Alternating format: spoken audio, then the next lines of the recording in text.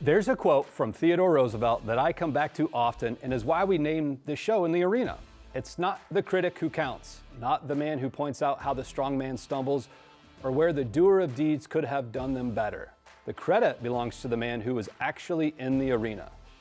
Now, I think about that a lot because we live in a world full of critics, people watching from the stands, commenting, judging, offering opinions with absolutely zero skin in the game. And then there are the few, the ones who step in anyway, not because they have it all figured out, not because they're fearless, but because something inside them won't let them sit still. They step into the arena knowing full well what it costs. And so this show, it's not about polished success stories. It's about the people who stepped in anyway, the ones who have been marred by dust and sweat, and yes, occasionally getting punched in the face by reality. Today's guest is one of those people, someone who didn't just build a company, but chose to build something that changes how people think, how they grow, how they learn, and how they show up in the world. This is a story behind the startup. This is what it looks like to be in the arena.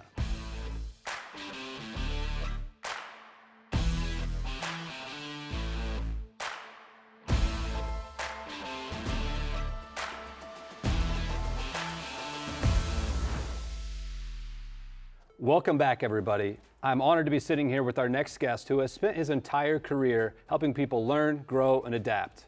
So welcome to In the Arena, Chad Udell, co-founder of SparkLearn. Welcome, my friend. Thanks. It's good to be here, Doug. Yeah, well, we're excited to have you on In the Arena because from what we've talked about already, you've been in the arena for quite some time, and the world is a completely different place than where you started. However, you seem almost prophetic in the way that you approach things.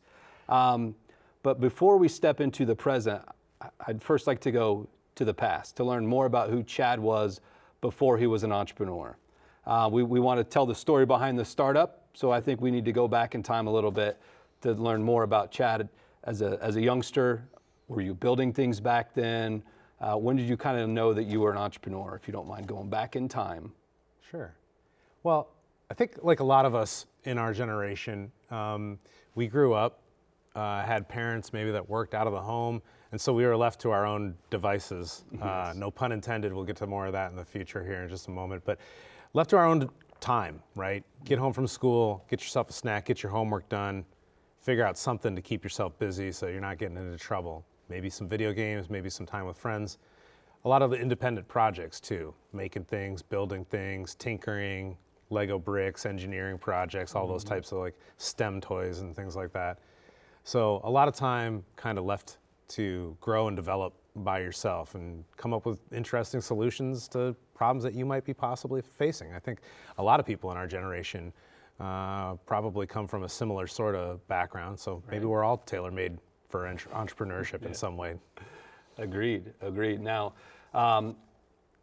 walk me back to the beginning of Float Mobile. Yeah. And for some of you out there in the audience, this journey was, iPhones were kind of new-ish at the time, but take us back to that time. True. So been working with a group of folks here in the Peoria area for a number of years. First started working with some people at a company in 2003. And at that time, obviously smartphones were not really a thing. Maybe the first Blackberries were just hitting the scene at that time. But as soon as these touchscreen devices started hitting the market, we were enamored. I mean, it meant a whole big change in terms of the digital products and solutions that we were building. At the time, we were doing a lot of corporate training or like kiosks for like museum experiences and things like that. So educational in nature, some e-learning and things like that. But as soon as the phone kind of hit your pocket and had an always on internet connection, it was game over. I mean, maybe actually just game start, really, when it comes right down to it. It's like a whole new venue, an entire different modality, a device that has so many different affordances like GPSs and sensors and cameras and everything else on it. Just a way richer canvas for putting your work and getting the right information to the right people at the right time. So at that time, a lot of people were still trying to put long form training content or something like that onto phones. And I don't know about you, but video gets over about 2 or 3 minutes and my hands start to get tired. So I'm like, I'm not going to be holding that up and looking at a 50-minute e-learning content, you know. So how do we make this more applicable and useful for the workplace, but also today's culture and the fast-paced, life that we all want to live and we're subjected to every single day. Now this was circa 2010. Yeah. You guys Yeah, kicked it off? 2010, 2011, like we were starting to build some of our first apps and gaming experiences. And then not too shortly after that, the iPad showed up as well. So, that kind of changed things. So it was a little bit about information retrieval, but also like provide engaging or maybe a game-like experience in some of these types of venues. Add things like leaderboards or gamification or badges or whatever it might be to like continue to increase the enthusiasm, excitement, and program adoption.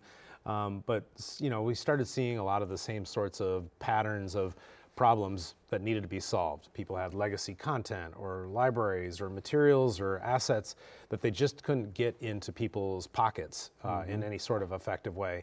And the tooling at that time, especially how people were creating training content, it was not much more complicated than something like PowerPoint.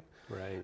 Or you'd go full tilt and then you needed like a computer scientist and a full programmer to build something truly engaging. And neither one of those models work for many businesses because you got simplicity that's not going to get deep enough on the subject matter area, or you need to have an entire information technology team to support all of those initiatives. So we saw this kind of gap and decided to kind of centralize around that, build in products and solutions that essentially turned the custom services that we had been doing into something much more packageable and purchasable. And that's really how Float started putting its first feet into the product curious world, as it were, kind of moving from services and consulting into something a little bit more tangible and resellable. Right. So now that our audience has a little bit better understanding of the start of your entrepreneurial journey, let's kind of go back in time. And I always like asking these questions of, what would one of your high school teachers say about you? Or anybody during that age. And maybe part of that question is, as what we learn a lot is people that are building for revenue, for their livelihood, oftentimes we're building similar products just for fun as a hobby. So were you building anything back in your high school years? Well, I've taught myself a lot of programming and things like that, kind of starting near the end of the high school career, but I would show up at the computer labs and I didn't have classes in the computer labs. I would just hop on a machine that was open or free and taught myself Adobe Photoshop and Illustrator and some of these tools for designing and things. Got into a lot of, some of the early CD-ROM creation of some friends of mine are in bands and stuff, so I would design them covers or do mixtapes or posters or t-shirts or other types of things like that. Made a couple websites for some record labels, and it was a good time. It all seems really quaint now. But it was kind of the first steps into, being a bit of a self-starter and kind of got to go out there and make those connections, shake those hands, and try and get the deals that you can in order to continue to put your stuff out there. Yeah. Yeah. And I think that's so cool, how it was fun, but now seems so quaint. I kind of love that reference, and we'll dive into more of the, whatever the opposite of quaint is. Yes, exactly. The more complex, bigger issues that you're tackling today. But still staying back then, as you started to make that transition of this is fun to I need to start making money, was Float the first thing that you really dove into? And did you have were you collecting a paycheck, I guess, before then working for somebody else? I got out of school and moved to Chicago and got a job working in media. My first gig was working for Rolling Stone magazine. They had a web presence at that time, so we were building some games and things. And then, of course, the dot-com bomb kind of hit, and myself and basically an entire swath of the working population that were working on these cool dot-com projects were suddenly said, that's not really monetized, or that's not really making us the thing that we need. So it was a little bit of a regroup, right? At that time, that's when I realized I had some skills in computers. So I started teaching at some local, reskilling schools and stuff, teaching products like Dreamweaver or basic HTML and CSS. And around that time then as well, my wife and I wanted to start a family. So we decided to move back downstate, and I got a job pretty much right out of the way doing some freelance game and web design and development, but then also teaching at a local university here, Bradley University, which is my alma mater, so I was really happy and proud to go back. Awesome. Had a lot of time, a lot of good times there working with students, many of which over the years have become either close friends or perhaps business partners, and in the case of some, interns and even employees and teammates. So it's been a great experience in that regard. And it's just, keep building your network and keep, you never know, like somebody that you met 7, 10, 12 years ago, if you made a good impression on them and you see them back around again, it could become something great. So keep those types of relationships hot or friendly if you can, right? Yes, that is very important, I agree. Yeah. So as you're starting to build out Float Mobile, you added another kind of a piece to your brand by writing a book. I wrote my first book in 2012. It's called Learning Everywhere: How Mobile Content Strategies Are Transforming Training. It's a mouthful, I know, but it really signified the shift, in the sense that learning was not like a centralized thing that has to take place in a schoolhouse or even in a classroom.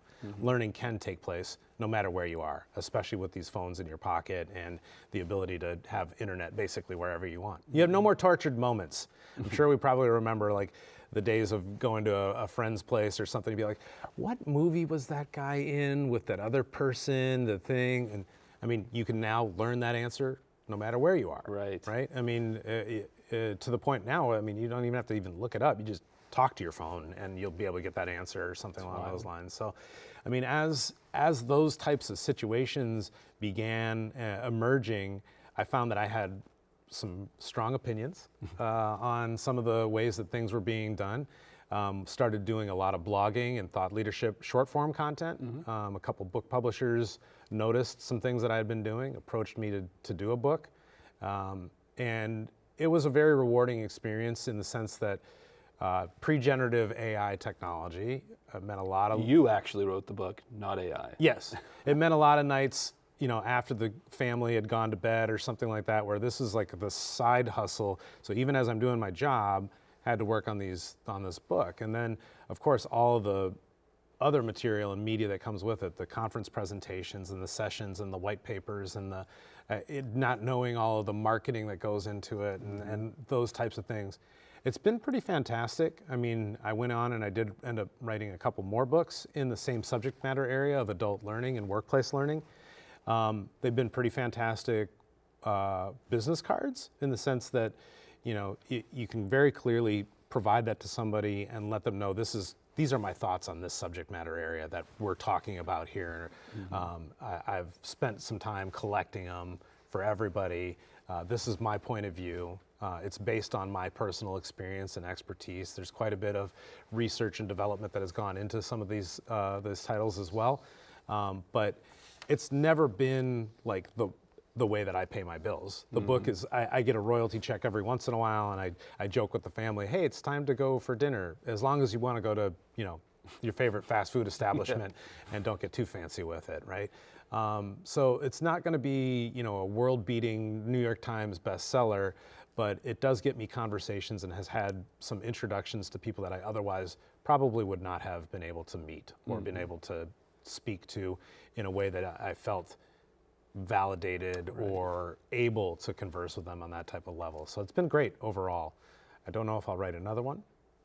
But never say never. 3 is a lot. Three's a good solid number. I mean, it is. But there are a lot of ways to share your information in today's climate that don't necessarily require a 75,000 or 100,000 word title. There's a lot of short form content, there's a lot of maker content, YouTube channels, influencers, all the channels that are out there, obviously. But I think that for where we were, especially getting things started, the book was a good step in the right direction. Yeah, and it's, today remote worker means something completely different, I think, than it did 15, 14, 12, 10 years ago, for sure. So let's talk about SparkLearn. And kind of dive into that platform right now in the next minute or two to give the audience a little bit more context there. Yeah, absolutely. So SparkLearn is our attempt to solve for the mobile and deskless worker. Really a lot of folks that are in quick service restaurants, fast casual, basically, or the hospitality sector in general, but also like field technicians, communications professionals, utility people, guys that are out there climbing the poles and making sure that your lights stay on, all those types of individuals. People that have that type of work profile face some significant challenges. Most of them are hourly employees, so their worth and their value is determined by the employer to be how productive were you during this shift. So the chance or the opportunity for them to get invited to conferences or seminars or webinars or take time out to do their training, that's a luxury. And some companies with great professional development programs can afford to do that for their team members, but by and large, most of them really are not given those types of, strong armaments, as it were, for training. Onboarding and understanding what it is that you're supposed to do in your job is one of the biggest single ways that you can determine that employee satisfaction is going to at least start high. Warm welcome, get people up to speed so that they're competent, feeling good about themselves. Right. A good training program can make every employee your best employee if it's executed properly. And what we saw was a massive shortcoming in the sense that if mobile devices and tablets truly are here to stay, why aren't we using them as training content? And if we are going to be using them as training content, why would we in any way, shape, or form go back to doing it the same old way that we had been doing with classrooms and rote memorizations and test scores and quizzes and things being the sole way that you measure whether a training program is actually effective? There should be opportunity for the employee to understand that the training program is there when they need it as a channel of information, not just ahead of time, hope that I retain it and I can do my job when I'm on the floor or out there in the field. So SparkLearn is our effort to create a safe repository of measurable training content that can be delivered anywhere to any employee that's highly personalized and always available. And we continue to augment that. We've added lots and lots of capabilities over the years. And not only are we a great program now, but I think that the roadmap and the future that we've got charted ahead of us with all of the new technologies that continue to amaze the marketplace and confound a lot of us at the same time, they're all available, and we can start to employ and use those as well to continue to improve employees' day-to-day work. That's a big, bold, audacious endeavor that you guys are on the SparkLearn team. So you literally tap into hundreds of thousands of employees from global companies. That seems a little bit stressful.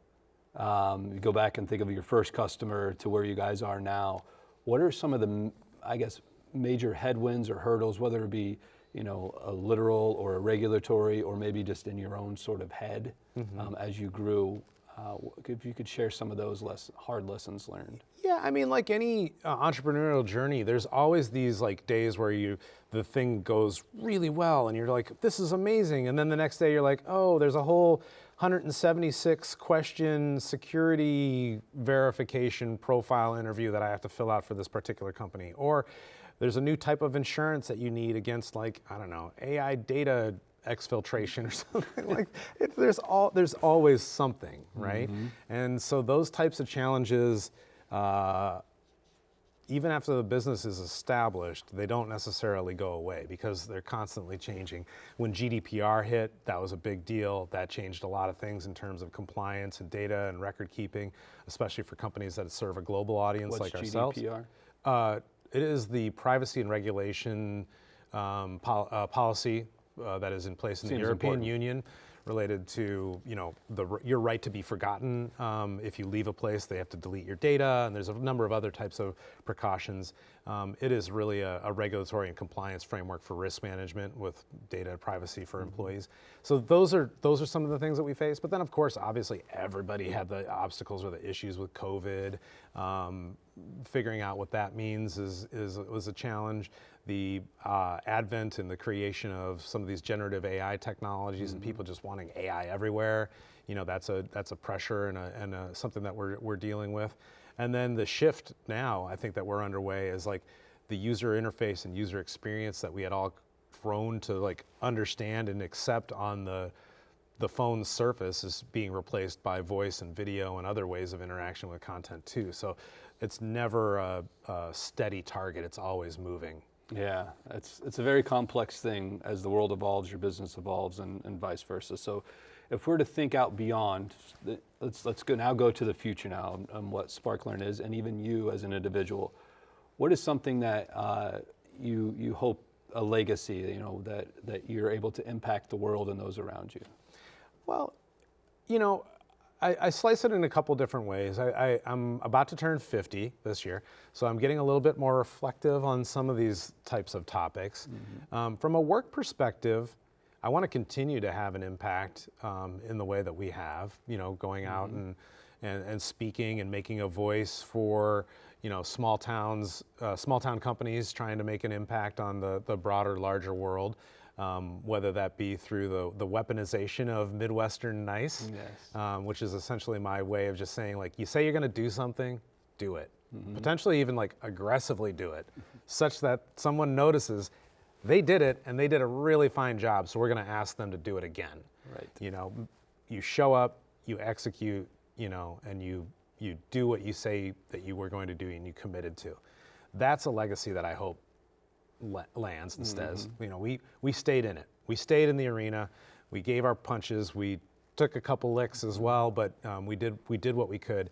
And then, you know, as my family has continued to grow, and now I have college students, I think the most lasting legacy that I want to leave, obviously, is more of a personal one, and I just want them to be prepared and ready to handle their own stint in the arena. When and if that comes, whether they're entrepreneurs or it's just trying something new or trying something different, that they feel like they are equipped. Mm-hmm. You know, the entrepreneurial mantra, and I've heard you say this before, of, you know, get comfortable with being uncomfortable, understand that uncertainty is a fact of life, and just be able to deal with that. Building resiliency and adaptability in the people that I work with, the clients and customers that I work with, but also my kids at home, and by extension, my friends and family is something that I hope I can leave behind. That's great, and I appreciate it. I think that's a good spot for us to wrap this up, because my next question, you already answered it, was what would you tell your former self, your younger self, and or your kids? What advice would you give? And I think you nailed it. So thank you. How can people get in touch with you? Absolutely. You can find me and my company online at SparkLearn.com, but of course LinkedIn, Instagram, and all that other stuff.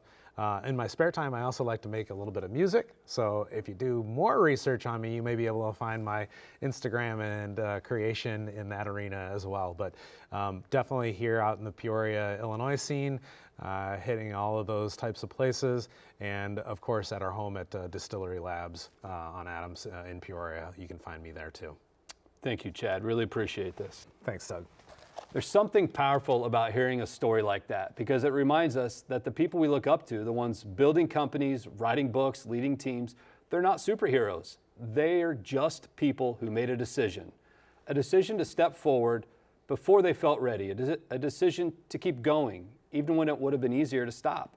And maybe the most important part, they stayed in the arena long enough to become someone they didn't even recognize when they started. Because that's what this does. It changes you, not just what you build, but who you become in the process. And here's what I hope you take from this, is you don't need permission to step into your own arena. You don't need the perfect idea. You don't need the perfect timing.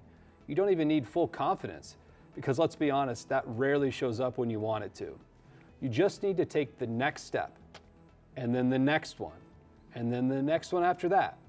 While everyone else is still sitting in the stands, talking about what they would do, don't be that person. Be the one who tried. Be the one who risked it. Be the one who walked in knowing it might not work and did it anyway. Because at the end of the day, the only people who truly understand what it means to build something that matters are the ones who dared greatly. Thank you for joining us. And next time, we'll step into the arena with another founder who is daring greatly, building boldly, and figuring it out in real time, just like the rest of us. I'm Doug Cruitt, and this is In the Arena.